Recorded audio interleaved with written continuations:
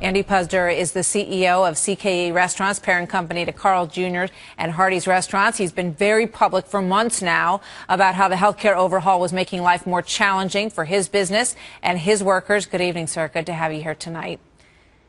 Hi, Martha. Good to be here. Thank you. So what's your take on this? Because the White House is pushing back on this.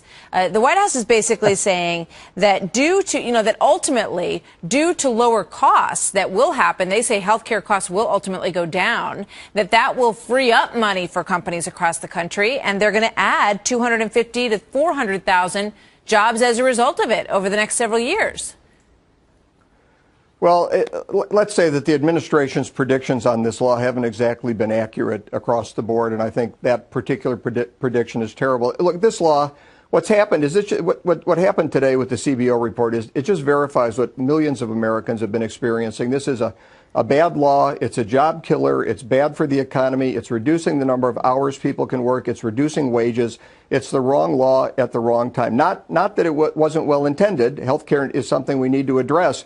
It's just the wrong way to do it. The amazing thing to me about the CBO report was that when Obamacare was passed, we were told it was for the helpless. It was for people that needed health insurance, didn't have access to it through their job, weren't able to afford it.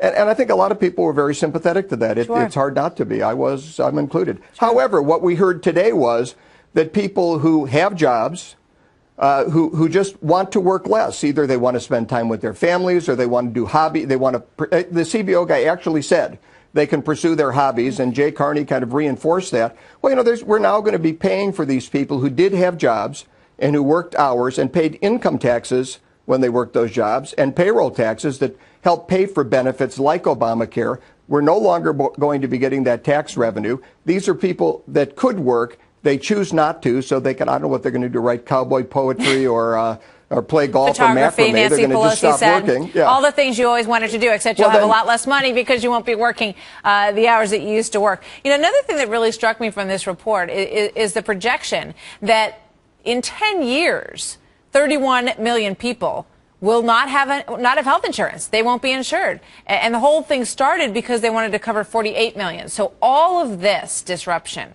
for 17 million people. Do you think as a businessman that there was a more effective, easier, cleaner way to cover 17 million people? There's many more effective ways. Nobody thought Obamacare was going to be passed in its current form. It passed the Senate, and I'm sure you remember Scott Brown won the Senate race, and all of a sudden the House had to pass a bill without committee hearings that wasn't vetted, that was incredibly lengthy and wasn't particularly well drafted. That had to be the law, or they weren't going to get a law. So nobody thought this law was actually going to be passed, and Nancy Pelosi very famously said we have to wait to pass it to see what's in it. Well, you didn't have to wait. I mean, I think most people knew that this was going to be a law that would be very difficult to implement. They've had a very difficult time enforcing it. The president has to keep changing it. And the expense, by the way, of these people who are going to pursue their hobbies is all going to fall on the middle class. And we hear a lot from Democrats in particular about how they want to protect the middle class, but we keep seeing policies like this coming forward that really hurt them. I was astounded today listening to Democrats and the CBO testimony in the administration about how a party that is so politically adept could be so economically inept. And they just have to face reality on this. This is a bad law. It doesn't work. Let's change it. Let's get something that does work. There's plenty of proposals out there. Let's get some bipartisanship going here. Get something passed that the American people can live with and that doesn't hurt them. Andy Puzder, you speak from business experience. And, sir, we thank you very much for being here tonight.